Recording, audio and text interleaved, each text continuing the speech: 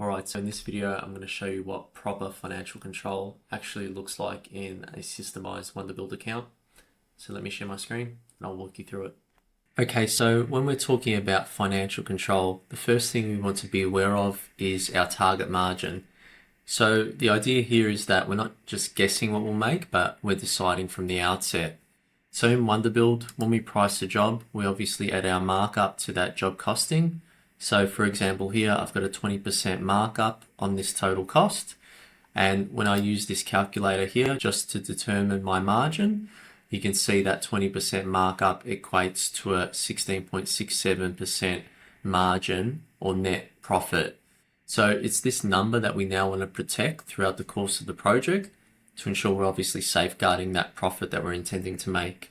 So now there's multiple ways we would go about ensuring that we're protecting our margin. At its most basic, we'd look at budget versus actual. So when we're in our job overview screen here in Wunderbuild, we can see some job budget information here. So here's the job budget, here's our actual cost.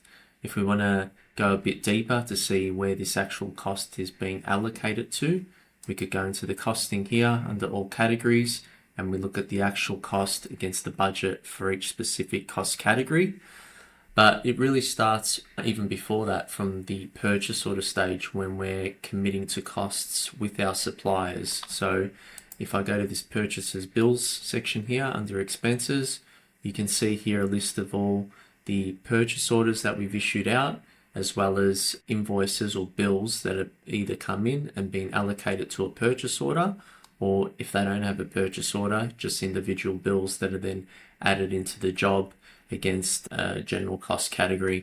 So for example here, we've got a purchase order for $20,000 for roof plumbing. So we've committed that cost. And then we've got other bills that have come into the system here, like this one here for council, permanent expenses. We've got one here for designer costs, for drawings. So again, it's just being aware of that whole system of bills coming in and what we're accepting to pay and how those bills are then allocated against the job.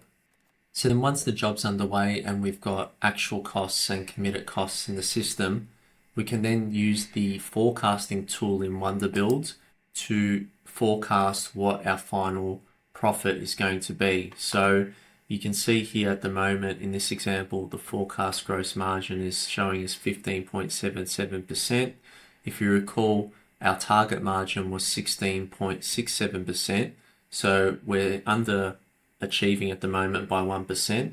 And that's based on these savings and overruns that we've incurred here. So under preliminaries, what I've done here is mark this as complete. And what that's telling the system is that we can take this $2,300 saving to in turn increase our forecast gross margin.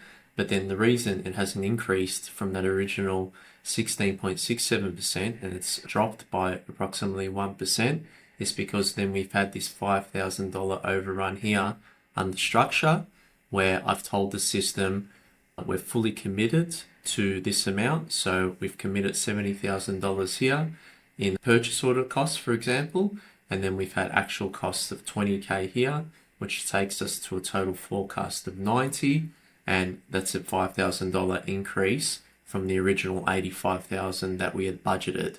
So you can see how by marking things as complete, which means we're not planning to spend any more under that cost category, versus marking things as committed, where we know that the work isn't finished, but this is what we're committing to spend and we're comfortable to say that it's fully committed.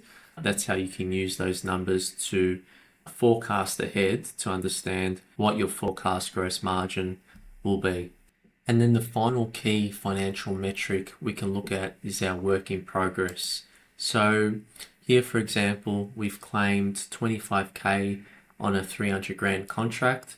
So this puts our claim to date at 8.33%.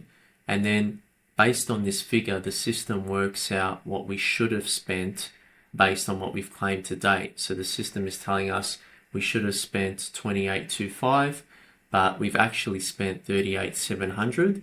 So this gives us a negative work in progress figure, which means in this example, we're funding the job out of our own pocket by 17,875. So by looking at your work in progress figure, this tells you your real cash position on every active job in real time. And most builders find this out at the end of a job when it's either too late to do anything about it. But by having this system in place through Wunderbuild, where we can actively measure and track our work in progress, and by having the Consystemise system in place where we've got a process to review this weekly, you can make sure you're actively managing what your cash position is on a project in real time. So that's financial control, which is the final pillar of the Systemised Builder. I hope that gives you a clear picture of what's possible when the full system is properly set up inside of your Wunderbuild account.